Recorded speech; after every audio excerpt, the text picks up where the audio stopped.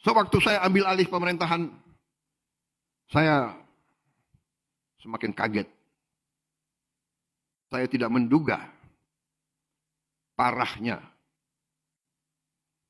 korupsi tersebut. Tapi saya bertekad, saya harus tegakkan pemerintah yang bersih. Hanya dengan pemerintah yang bersih, Indonesia bisa bangkit. Pinternya orang pinter, repotnya orang pinter itu sering pinter nyolong. Saya akan panggil, ternyata iya, koruptor-koruptor itu memang luar biasa lihainya dan merugikan bangsa cukup parah. Dan korupsi yang paling besar, penyimpangan yang paling besar itu yang setengah korupsi. Atau korupsi yang tersamar, ya. Seolah legal, tapi nyolong. Ini pinternya orang pinter. Repotnya orang pinter itu sering pinter nyolong. Aku heran juga deh gimana caranya itu. Jadi saudara-saudara, yang paling parah adalah kerugian sistemik. Ya, koruptor itu brengsek. Dia nyolong. Berat. Ada yang nyolong 2T, ada yang nyolong 3T. Ya kan saya lihat banyak geleng-geleng kepala. Mr. Mulyono ini luar biasa ya. Ketika jadi presiden dia menyusahkan rakyat. Ketika sudah menjadi rakyat menyusahkan presiden dan juga menyusahkan rakyat. Rumah pensiunannya yang seharusnya maksimum hanya seharga 20 miliar malah dibuat menjadi 200 miliar. Dan semua fasilitasnya listrik, air, mobil, kendaraan, supir itu dibayari negara. Artinya semua fasilitas rumahnya itu dibiayai oleh kita, oleh rakyat. Anda rela? Ini harus diusut. Ini penampakan rumahnya dari atas ya, yang seharusnya hanya 1.500 meter persegi, kini menjadi 12.000 meter persegi. Berdasarkan Undang-Undang Nomor 7 Tahun 1978, mantan presiden dan wakil presiden berhak mendapatkan rumah yang layak dengan perlengkapannya. Namun undang-undang ini tidak mengatur besaran atau nilainya. Menurut Kepres 81 tahun 2004, besaran harga rumah itu maksimal 20 miliar. Pemerintahan Jokowi membuat aturan dengan harga tidak terbatas. APBN dapat membiayai berapa saja asal luas tanah di DKI Jakarta 1.500 meter persegi dan kalau di luar disetarakan dengan harga di Jakarta. Aturan dibuat oleh Sri Mulyani melalui Permenq nomor 120 /PMK strip 06/2022. Ruang korupsi terbuka setelah ada aturan ini. Harga tanah di Colomadu itu berkisar antara 15 sampai 17 juta per meter persegi. Jadi kalau 12.000 per meter persegi maka tanahnya saja rumah untuk Jokowi itu sebesar 120 miliar. Wow, itu baru tanahnya saja ya, belum bangunannya. Semuanya itu dibiayai oleh uang negara. Uang negara itu dari pajak rakyat, dari kita-kita itu. Sri Mulyani telah membuka pintu bagi perampokan dana APBN terhadap aturan rumah Presiden Jokowi tersebut. Rakyat pun harus bergerak mendesak KPK karena ada dugaan keras korupsi di rumahnya Jokowi. Saudaraku, sebelum kita lanjut videonya, jangan lupa minta bantuan like, subscribe, dan tekan tanda lonceng.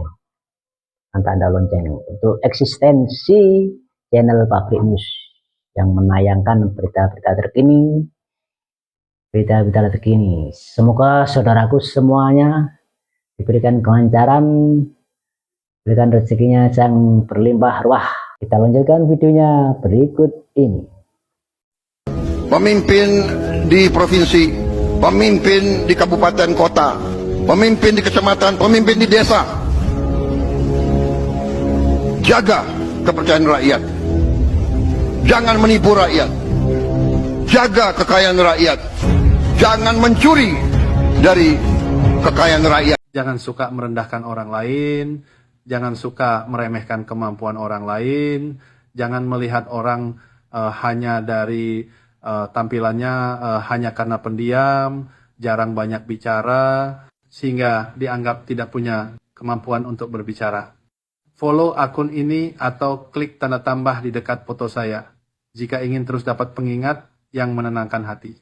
Jokowi dan Luhut Binsar Panjaitan menerima uang 4,5 triliun dari Nadiem Makarim dalam kasus korupsi Chromebook. Ini informasinya bukan cuma melibatkan mereka, tapi juga menyebut nama Jokowi dan Luhut Binsar Panjaitan. Kita ketahui bahwa pada saat peristiwa ini terjadi, itu Nadiem adalah menterinya Presiden Jokowi pada saat itu. Pak Jokowi itu adalah Presiden Republik Indonesia yang mungkin menurut saya yang paling sukses hari ini. Siapa yang paling saya anggap bisa bekerja sama dengan saya atau masih dengan saya, kan saya itu sama aja, itu sangat manusiawi. Tapi kalau orang memusuhin saya, ya ngapain saya ke dia? Kan saya juga punya pengikut. Pusat Pelaporan dan Analisis Transaksi Keuangan atau PPATK menemukan 36,57% anggaran proyek PSN diduga dipakai untuk kepentingan pribadi. Kepala PPATK menyebut dana itu masuk ke ASN, politisi, serta pembelian aset.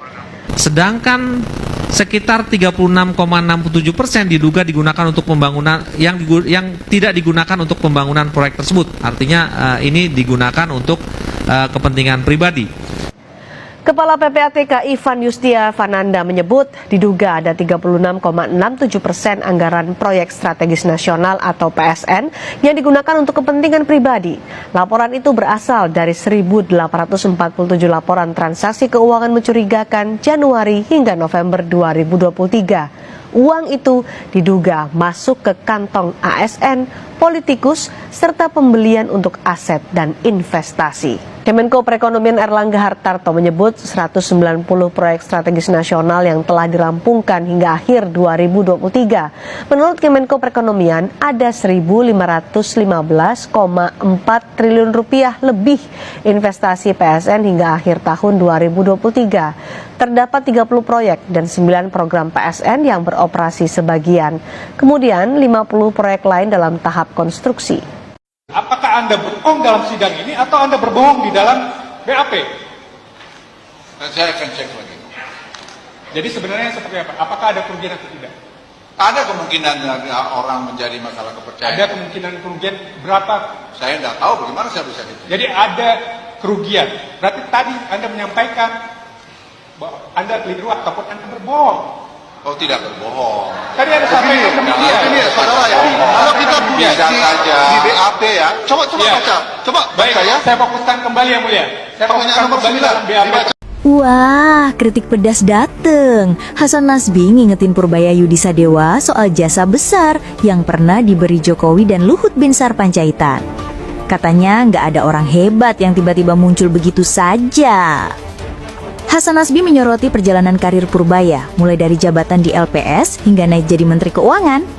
Dulu staf KSP, kemudian tiba-tiba jadi Menkeu katanya.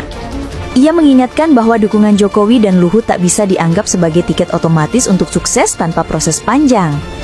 Kalau kita mau mundur sejarah, kan nggak ada orang tiba-tiba hebat, ungkapnya.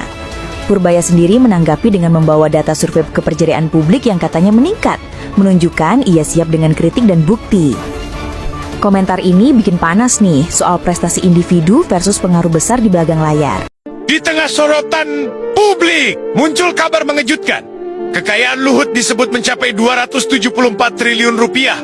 KPK dikabarkan akan melakukan peninjauan dan penyelidikan terkait harta kekayaan tersebut.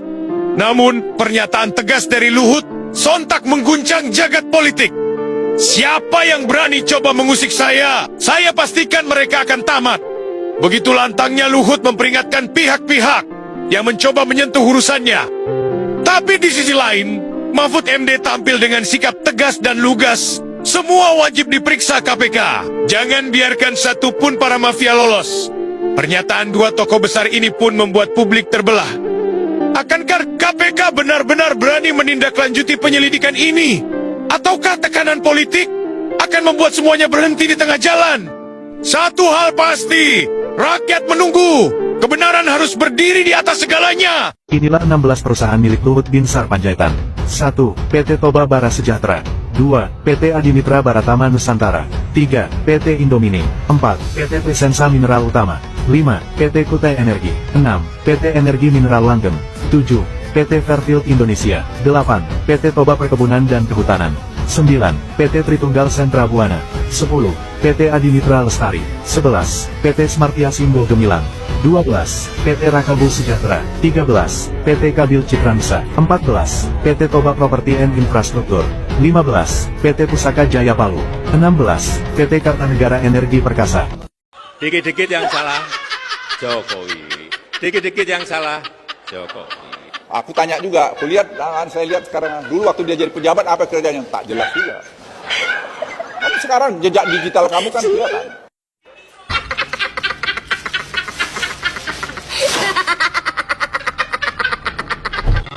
Kita OTT itu kan tidak bagus sebenarnya. Buat negeri ini jelek banget gitu.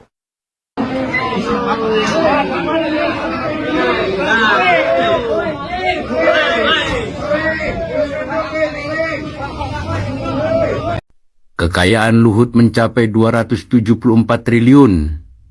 KPK akan mencoba menyelidiki tinjauan kekayaan Luhut. Kata Luhut, siapa berani coba mengusik saya pastikan mereka akan tamat. Mahfud MD katakan, semua wajib diperiksa. KPK harus lebih tegas. Jangan biarkan satupun mafia lolos. Ini tuh sama aja kayak lu ngojek pakai motor kredit. Lu bisa beli bensin, makan, bisa. Tapi bayar angsurannya nggak ada duitnya. Bunga utangnya aja segede gini. Ini statement tuh buat siapa sih? Heran gua. Aneh banget. Ya kita kritik bangsa kita, tapi kritik yang membangun. Jangan kritik merasa semua jelek, semua jelek. Kalau jelek pindah aja kalau dari Indonesia itu. Ini orang tua sebagai pejabat tidak mencontohkan yang baik dan tidak mendidik, tidak bisa dijadikan panutan. Dia sendiri tidak ada prestasinya. Bisanya hanya mengusir warga masyarakat Indonesia angkat kaki dari negaranya sendiri. Negara ini sudah seperti datuk moyangnya sendiri yang punya, yang lain hanya numpang. Sehingga enak sekali congornya mengusir rakyat Indonesia. Ini sama halnya dengan Presiden Jokowi yang seperti penjajah.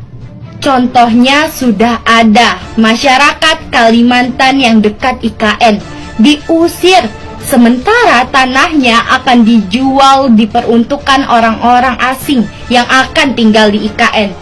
Begitu warga protes haknya sendiri, malah ditangkap dan digundulin. Ini rezim Jokowi paling bangsat. Penelitian kejahatan perang Indonesia yang melibatkan Jokowi. Pemerintah kita berperan luar biasa dalam melakukan kejahatan perang ini diam-diam. Saya mau kasih tahu teman-teman, tapi ini agak geser konteksnya ke wilayah Asia. Teman-teman tahu nggak Indonesia itu menjual 400 juta peluru ke Myanmar? Itu data dari mana? Oh, itu data penelitian saya. Oke.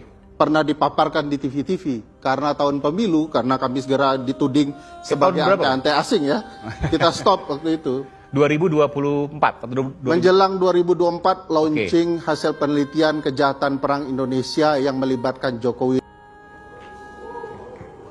400 juta peluru dikirim menjelang kudeta Myanmar. Peluru itu pasti dipakai untuk membunuh warga sipil. Siapa warga sipilnya?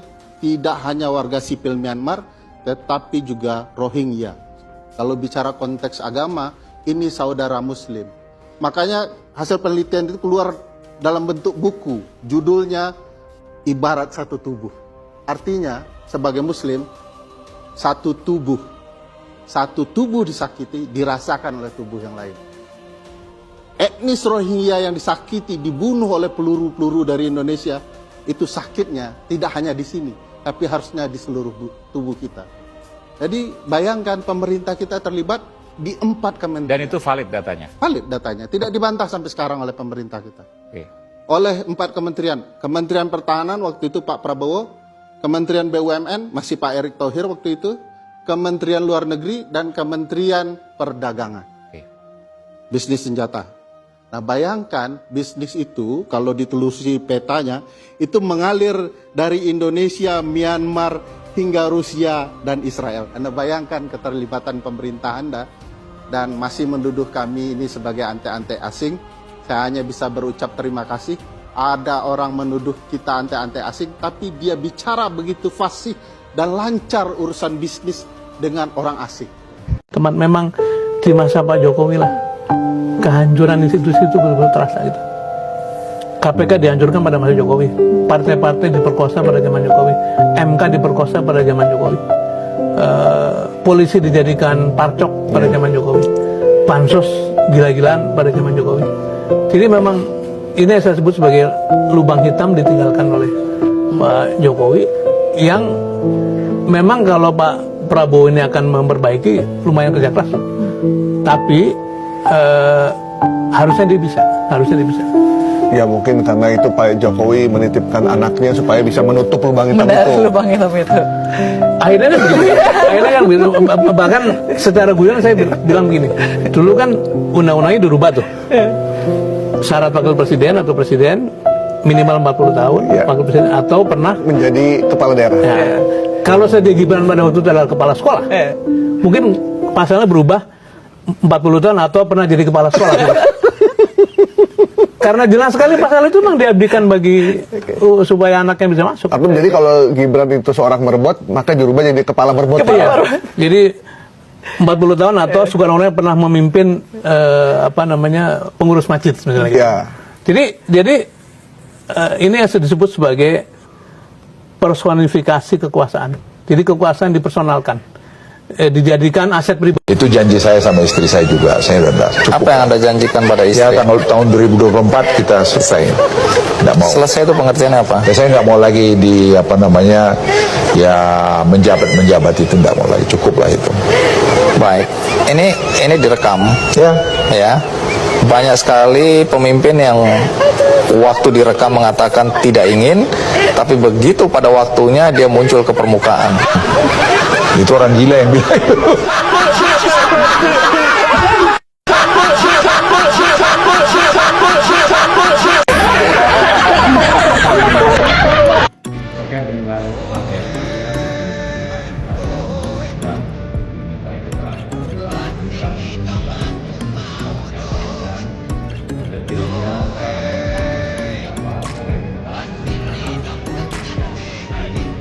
Namun kami pastikan ya teman-teman penyidikan perkara HDI berproses itu melakukan pengumpulan dan melakukan pengumpulan keterangan terhadap kita hingga jangan tidak menimbau maka jangan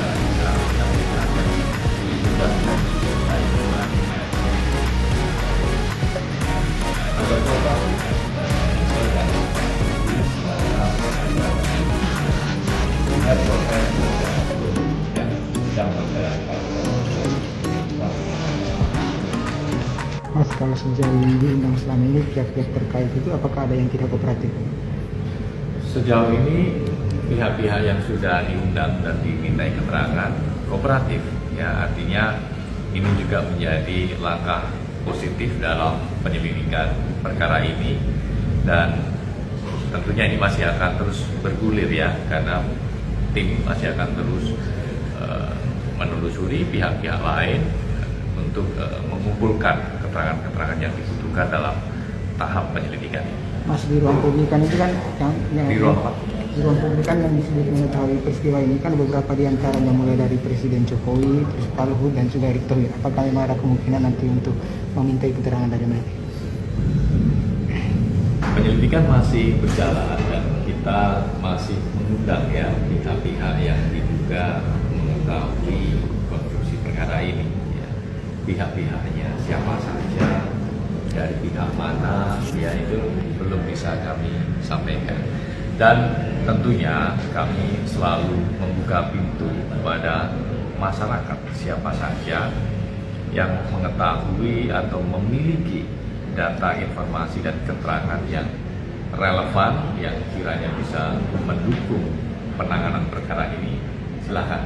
Kami sangat terbuka, bisa disampaikan data-data itu.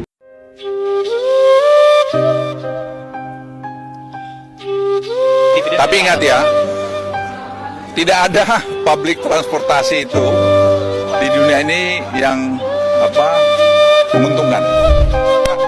Kita tinggal nunggu kepres saja, nggak ada kepres dari Presiden mengenai timnya, dan kita sudah koordinasi dengan Pak Rosan, karena dulu saya yang nanganin, jadi supaya berlanjut, saya sudah beritahu Pak Rosan, dan Pak Rosan juga sudah sepakat untuk segera kita tangani bersama. Nanti kita lihatlah, sama dengan LRT mungkin ada gap, yaitu berapa triliun, nanti dari situ kita cicil hingga dengan tapi ingat ya, tidak ada public transportasi itu di dunia ini yang menguntungkan. Lalu banyak subsidi pemerintah, tapi tentu harus subsidi yang betul-betul terukur. Dan kita kerjain. Sekarang saya pikir ya dengan Menteri Keuangan yang baru mestinya lebih cepat. Masih di Bali rencananya? Ya, sampai sekarang kita kita sedang ada 2 tempat, dan nanti kepikiran mereka malah usul bagaimana kalau seluruh Bali dibikin jadi special economic zone. Presiden masih timbang-timbang, ya kalau saya bilang kenapa tidak. Tapi kalau pikiran saya, biar dulu kita bikin satu uji coba satu daerah, nanti kalau bagus ya kita nanti scale up. Kecuali jangan terlalu banyak-banyak, satu aja. Ya.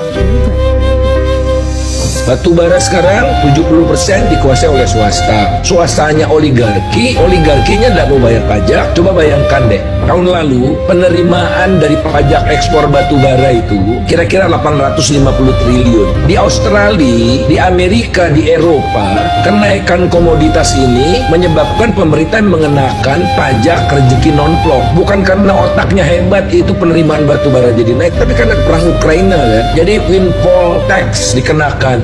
Di Indonesia nol windfall tax-nya. Jadi semua keuntungan dari batubara itu masuk kantongnya para oligarki itu. Yang pendana utama Pilpres ini Haji Isam, siapa lagi? Boy Thohir, Sandiaga Uno, batubara semua itu. Ya karena kita gitu. Bumi, air, dan kekayaan alam yang terkandung di dalam bumi Indonesia dikuasai oleh negara bagi sebesar-besar kemakmuran rakyat, bukan sebesar-besar kemakmuran oligarki kan. Itu aja tidak diterapkan. Undang-undang dasar tuh diinjak-injak sama mereka itu. Nah, jadi tercermin udah untungnya besar, pajaknya tidak ada. Ini udah keterlaluan diinjak-injak menurut saya. Contohnya Erick Thohir.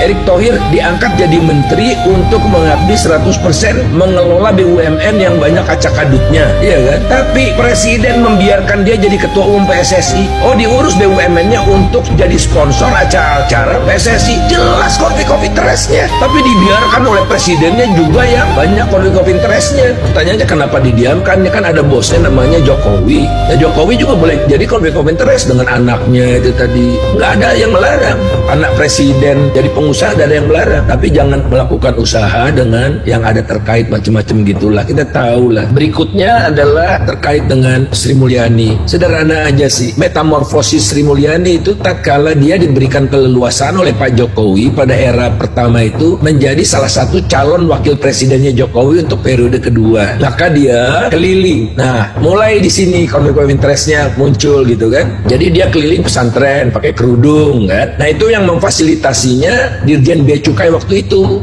Nah, udah jelas nih, pakai dana bea cukai atau pakai dana sendiri makin gak jelas ini. Nah, mulai luntur ya.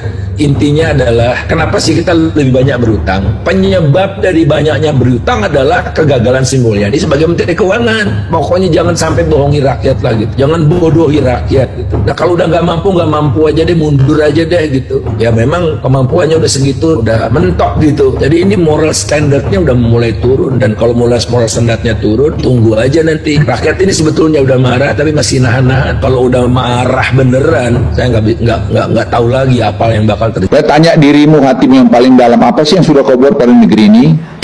Pertanyaan dalam ini Pak ya, bicara jasa Pak, lebih banyak jasa rakyat sipil Pak untuk negara ini. Itu ucapanku Pak, Bapak dengar baik-baik. Jasa kami membayar pajak untuk membayar orang-orang Bapak.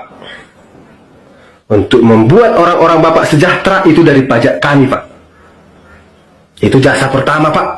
Dari masyarakat 270 juta lebih penduduk Indonesia. Kami tiap bulan dipungut pajak. Pajak apapun. Itu, Pak. Yang kedua, jasa kami, Pak, tidak membuat onar. Itu sudah jasa, Pak. Coba Bapak lihat. Fakta. Siapa yang paling menyakiti negara ini? Pejabat dan aparat. Siapa yang menjadi pengkhianat di negara ini? Pejabat dan oknum aparat. Yang disumpah setia kepada NKRI, yang disumpah bekerja, tapi malah merusak negara ini. Apakah Bapak nggak terima dikritik? Ada apa dengan Bapak? Kalau Bapak bicara jasa, lebih banyak jasa kami, Pak. 270 juta lebih penduduk Indonesia berjasa untuk negara ini. Berjasa semua, Pak. Jangan bilang nggak berjasa, Pak. Jangan bilang nggak berjasa. Supir angkot tumpak berjasa untuk negara ini. Masuk gajinya ke Bapak, ke keluarga Bapak, ke institusi Bapak, ke pejabat-pejabat negara ini. Supir angkot, Pak. Buruh bangunan pun berjasa, Pak. TKW pun berjasa, Pak. Sangat berjasa. Lebih besar jasa TKW, Pak, daripada Bapak. Pendapatan devisa negara dari TKW, TKI, triliun, Pak. Triliun. Terus Bapak bicara jasa, gimana jasa Bapak untuk negara ini? Uang keluarnya untuk Bapak semua, menggaji Bapak. Kami memberikan untuk negara, negara memberikan untuk Bapak. Uang keluar kan ke Bapak. Kalau bicara jasa ya, Pak, ya. Jangan. Simak Faisal Basri bongkar nama-nama penyelundup nikel. Menteri SDM menghimbau, beritanya ada, Menteri SDM menghimbau agar izin smelter yang baru dihentikan. Menghimbau, dia hanya bisa menghimbau padahal dia menteri yang bertanggung jawab. Dia tidak punya kuasa. Ada yang punya kuasa luar biasa, namanya Luhut Panjaitan. Waduh, dialah yang mengorkestrasi ini. Dialah yang memberikan input sehingga Pak Jokowi ngomong seperti itu. Dan saya sudah bertemu dengan Pak Luhut. Dia tidak bisa menyangkal pandangan-pandangan saya. Sebaliknya saya bisa menyangkal seluruh pandangannya. Ini saya buka dan belum lagi ada penyelundupan yang 5,1 juta ton itu. Karena kalau barang itu dilarang pasti ada pasarnya. Dan yang menyelundup itu petinggi-petinggi. Erlangga Hartarto misalnya. Waduh, sebut nama, Pak. Menantunya Pak Jokowi, Bobi Nasution. Saya sebut nama, dan nama itu saya dapatkan dari KPK. Bisa dipertanggungjawabkan, memang ada sumbernya, ada dasarnya. Dari KPK. Karena saya juga membantu KPK kan. Ini kan kasus korupsi, kerugian negara ratusan triliun. Cina mengimpor biji nikel dari Indonesia. Ada ternyata Indonesia yang tidak melaporkan. Yang Indonesia bilang nol. Nol, karena dilarang kan. Iya, Cina melaporkan ada 5,3 juta ton selama tahun 2020 sampai 2022. Dan ternyata bukan hanya nikel. Saya baru dipresentasikan oleh tim dari Kejaksaan dan KPK ya, mengharta-rantainya segala macam. Nah, pada titik ini saya nggak mau sebut nama karena masih diinvestigasi.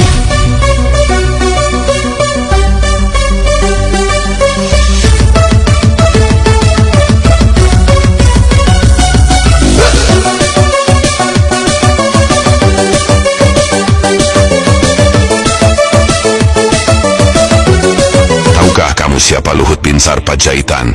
Profesor Salim Said mengatakan, ketika tragedi gerakan 30 September, Paman Luhut ikut terlibat dan ditangkap oleh tentara pro Soeharto. Luhut juga pernah berkata pada tahun 2016 bahwa baju dengan logo PKI adalah tren anak muda. Jadi wajarlah jika Luhut akan pasang badan jika ada isu kebangkitan PKI. Isu tenaga kerja Cina dan pengusaha-pengusaha Cina terutama akan menjadi tameng buat lindungi Jokodok jika dituding PKI. Luhut adalah Jokowi dengan wajah yang berbeda. Waspadalah. Rakyat menangis kalian tertawa. Ini pejabat apa sandiwara? Mobil mewah, rumah istana, tapi lupa tanggung jawabnya. Rakyat miskin kian tercekik, pejabat pesta terus berbisik. Pura-pura bela rakyat, nyatanya hanya buat maksiat. Hukum pun kalian permainkan, di mana hati nurani ditanamkan. Kalian pembohong, kalian penipu, hehehe, kalian pemeras, semua kalian culak. Sekarang duduk nikmati harta, rakyat menangis kalian tertawa. Ini pejabat apa sandiwara? Ini katanya Canda Purbaya ke arah kantor Anda sebesar ini, masa bikin rumah rakyat kecil? Jadi Purbaya ini benar ya seperti Rocky Gerung versi pemerintah gitu. Rocky Gerung dari luar kemudian terus menghantam pemerintah, menghantam dalam tanda petik ya, mengkritik habis-habisan dengan keras gitu. Nah ini di dalam ada yang suka kritik juga, namanya Purbaya Yudi Sadewa. Ya, sebagai sebuah tampilan ini menarik. Ini orang rakyat akhirnya merasa terwakili bukan hanya oleh Rocky Gerung gitu kan, tapi juga oleh Purbaya. Ketika melihat tampilan kantor yang sangat mewah dari Marwar Sirait, tapi bikin rumah buat rakyat amat sangat tidak manusiawi. Kan jadinya kampanye untuk negeri tapi mencuri untuk diri sendiri. Cuak. Berapa akal sehatnya, Bang? Pak Luhut Panjaitan. Pak Luhut dia jujur mengatakan bahwa dia tidak sanggup negosiasi dengan Cina itu. Jadi 11 juga. 11 juga. Ya kan dia jujur. Karena jujurnya itu. Dia jujur kan. Oke. Kan biasanya Pak Luhut bilang bisa aku atasi itu. Nah sekarang dia kepentok. Jadi Indonesia akhirnya masuk dalam jebakan utang Cina. Dan yang bertanggung jawab adalah Luhut Binsar Panjaitan. Oke.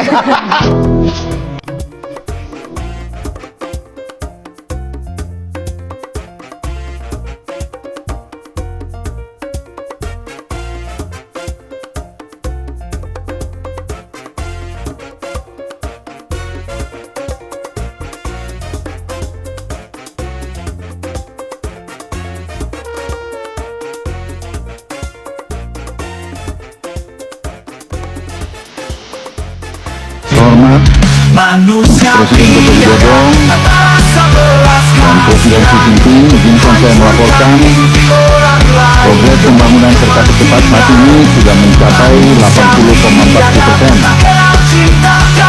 Saya dan Bapak Presiden dari MDRC terus berkoordinasi dengan baik untuk memastikan penyelesaian proyek ini pada pertengahan tahun depan. Ini harus jadi dan tidak boleh mundur. Itu adalah tekad saya pribadi untuk menyelesaikan ini. Inilah 16 perusahaan milik Luhut Binsar Panjaitan. 1. PT Toba Bara Sejahtera. 2. PT Adimitra Baratama Nusantara. 3. PT Indomining. 4. PT Trisensa Mineral Utama. 5. PT Kutai Energi. 6. PT Energi Mineral Langgeng. 7. PT Fairfield Indonesia. 8. PT Toba Perkebunan dan Kehutanan. 9. PT Tritunggal Sentra Buana. 10.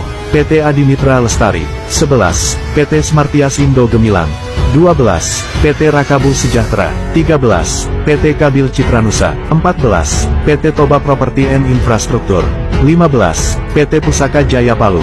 16. PT Kartanegara Energi Perkasa. Saya punya anak berguru di daerah operasi banyak. Dan saya bilang penjara sangat menyakitkan hati saya. Wow. Tapi itu pun saya mau yang mulia. Ya sudah, damai dia minta maaf, terbuka. Kami menanyakan identitas saudara. Nama lengkap saudara? Nama lengkap saya Luhut Binsar Panjaitan. Umur? 75 tahun. Tepatnya lahir tanggal bulan tahun? 28 September 1947 di Semargala, di Kebidan Toba. Agama? Kristen Protestan. Pekerjaan saudara? Sekarang sebagai Menko Maritim dan Investasi. Sebelumnya kami tanya ke saudara. Apakah saudara kenal dengan saudara Haris Hasan? Haris Hasan? Saya kenal lama, saudara Haris. Ada hubungan keluarga? Tidak ada. Saudara kenal dengan... Sebentar, kamu saudara sampai. Kamu menyelamatkan saudara ini. Republik Mafia, mimpi buruk rakyat jelata.